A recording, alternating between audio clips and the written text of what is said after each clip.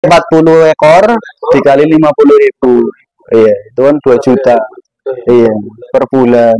Nah, Untuk pakan biaya pakan sendiri cuma kos pakan 200 sampai 300 ribu. Melihat tren jumbo sendiri karena ada fasilitas kontes dan dari Aspen sendiri mendukung buat selalu adain kontes, kayaknya buat tren mentok jumbo itu akan selalu berkembang. Bahkan yang dulu, contoh dulu panjang 100 meter itu udah bagus banget mas. Nah, sekarang kok bisa 105 sampai 110 ya, itu kan berarti adanya perkembangan. Nah, adanya perkembangan. Jadi kalau di mentok ya, insya Allah kalau kita mengikuti perkembangan, harga akan stabil.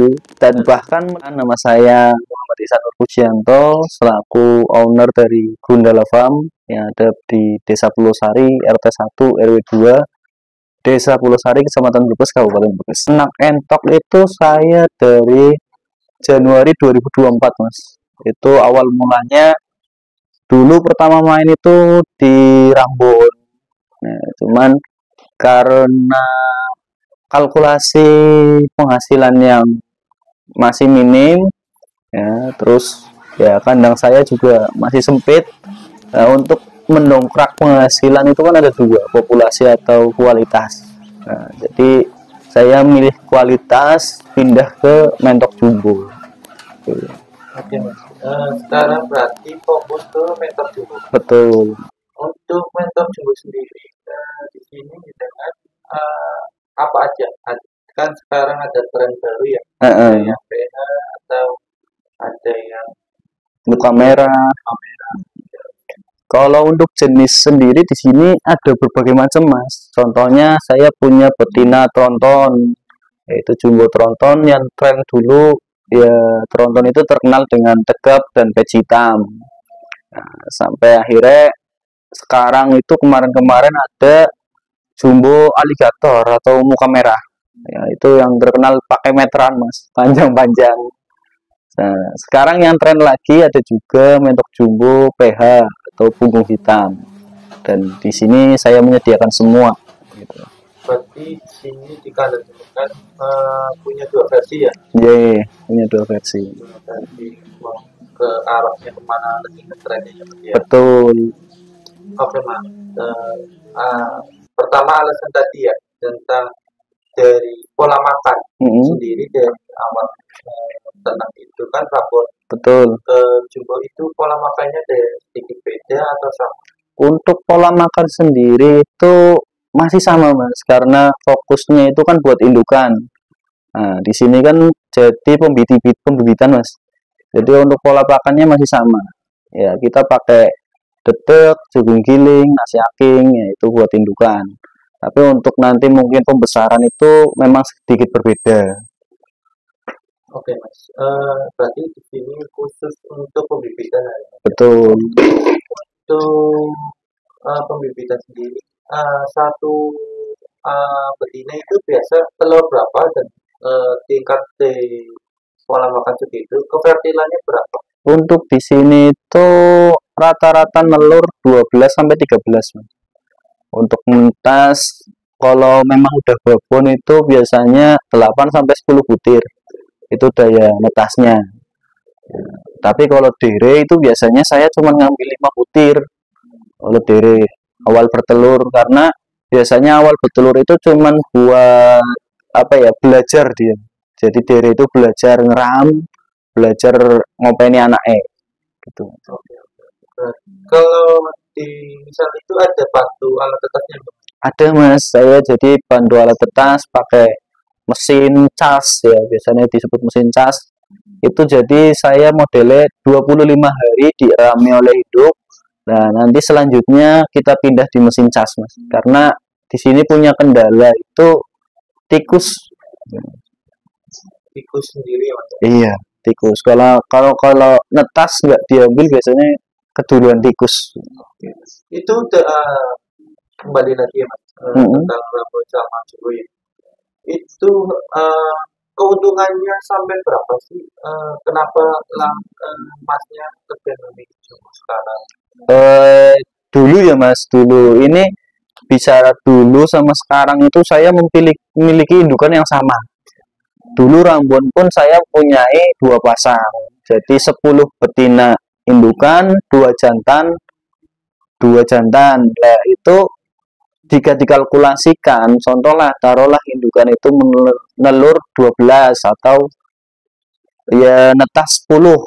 Ya, itu kalkulasinya. Jadi kalau kita punya 10 indukan, kita bagi per 2 bulan sekali. Ya, per 2 bulan sekali.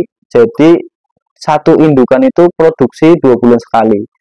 Nah, kalau kita punya 10 indukan, itu berarti kita bagi 2. Jadi 5 indukan bulan pertama, 5 indukan bulan kedua. Nah, kalau Rambon itu kan dulu saya jual itu cuman 10.000 per ekor. Jadi kalau 5 indukan itu kali 10 itu cuma 50. Jadi kalau kita keuntungannya ya kita jual 50 minti kali 10 ya 500.000. Nah, dulu itu kalau tak pikir-pikir jadi biaya kos pakan itu setiap bulannya hampir 200 sampai 300.000. Jadi keuntungannya tipis. Nah, akhirnya kok saya pindah ke jumbo.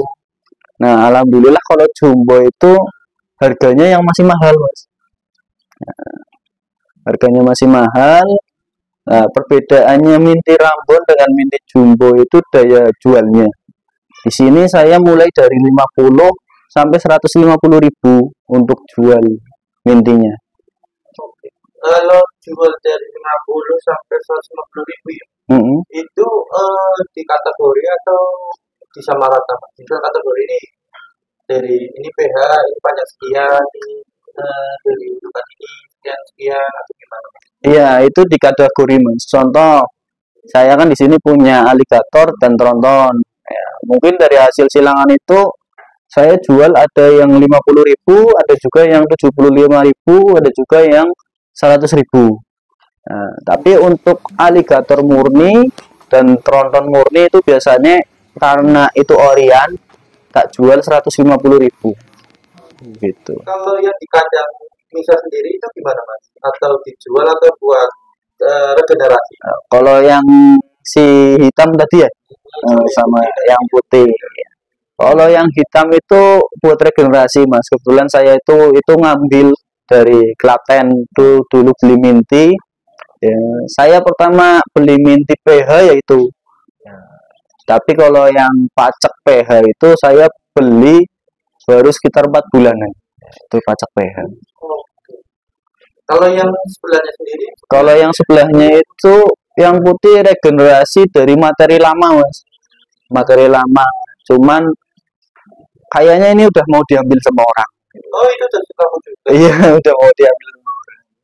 Berarti di kandang ini sendiri mintinya pun nggak lama udah sold out ya, Mas? Betul, Mas, karena di sini kan satu hampir dari customer itu bisa 2 sampai 3 kali ngambil di sini, Mas.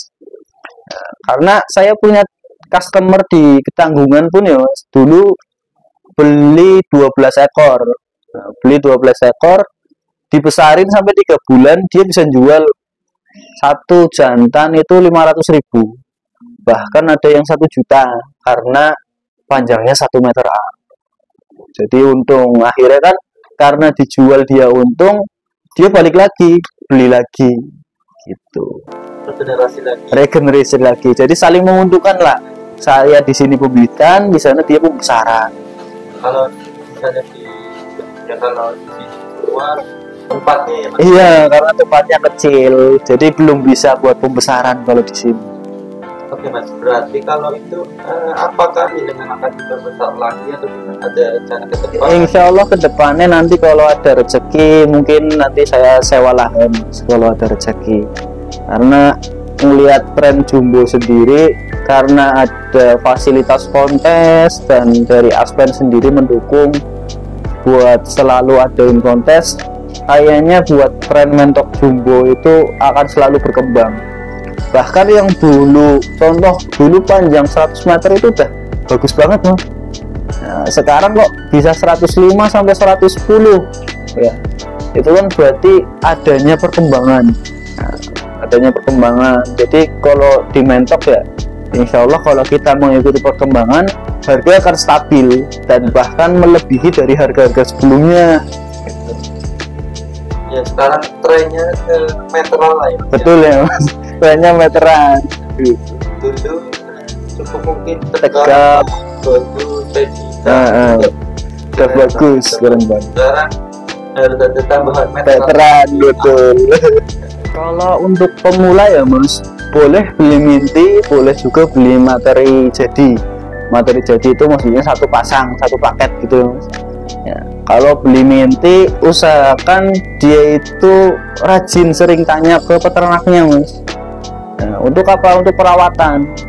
Kadang itu pemula dia cuman bisa mengandalkan terah bagus, tapi perawatannya tidak bagus ya. Jadi akhirnya kan kecewa dengan hasilnya, padahal itu kesalahan dari perawatan. Materi bagus kalau nggak dirawat dengan bagus pun maka hasilnya akan jelek gitu. Jadi kalau buat pemula usahakan kalau beli materi minti selalu tanya ke peternaknya ya, ini perawatannya gimana, ini pakannya apa ya, tanya ke peternaknya agar dijelaskan. Jadi nanti di jalan perawatan itu nggak salah, jadi nggak kecewa sama hasil ternaknya. Betul Mas, satu genetik, yang kedua perawatan ya, karena genetiknya bagus tapi nggak dirawat dengan bagus ya percuma. Kalkulasi ekonomi buat pemasukan itu lumayan. Untuk ini bukan untuk buat nyombongin lah ya Mas, motivasi. Kira-kira per bulan sampai berapa Mas? Per bulan berarti udah berjalan berapa tahun Mas? 1 tahun ini. Ini keuntungan untuk jual minti itu kira-kira untuk masukan aja, bukan untuk sombong. Kira-kira berapa? Taruhlah kita harga itu kita samakan per ekor 50.000 ya. Jadi dalam satu periode 1 bulan ini kan saya punya 10 indukan. Taruhlah 1 bulan itu ada 5 indukan yang menetas. Mungkin dari 5 indukan itu taruhlah jangan banyak-banyak, mungkin 8 ekor. 8 ekor, jadi dikali 5 itu 40. 40 dikali 5 40.000 dikali 5 itu bro 40.000 kali 5 udah kali 50 ya 2 juta. 40 ekor dikali 50.000 iya itu kan 2 juta iya per bulan. Untuk pakan, biaya pakan sendiri cuma kos pakan 200 sampai 300.000. Itu enggak termasuk makan inti ya Mas. Betul, kalau inti itu beda lagi. Cukup masuk, benar-benar masuk. Oke Mas. Mungkin ini ya, maksudnya ini bukan untuk sombongan lah ya Mas ya. Ini betul. Motivasi biar terpacu para teman-teman yang mau ternak entok itu harus dipikirkan. Betul. Misalnya mau apa? Mau jumbokan atau mau daging ya Mas ya. Betul. Semua juga baik, cuma tergantung kita mau ke arahnya kemana. Sebenarnya pedaging pun bisa untung Mas, asalkan dia punya populasi yang bagus. Betul. Punya kandang yang luas, populasinya bagus, ya untung besar. Bahkan saya itu pengen coba itu bebek pedaging. Mau nyoba. Nah, Oke, mungkin cukup sekian ya Mas ya. Oke. Jadi kita akan lanjut vlog kembali ya. Siap. Mungkin ada next video dan project baru dari Mas Iksan. Nanti saya akan menyambangi kandangnya. Oke, terima kasih Mas Andi. Assalamualaikum warahmatullahi wabarakatuh. Waalaikumsalam warahmatullahi wabarakatuh.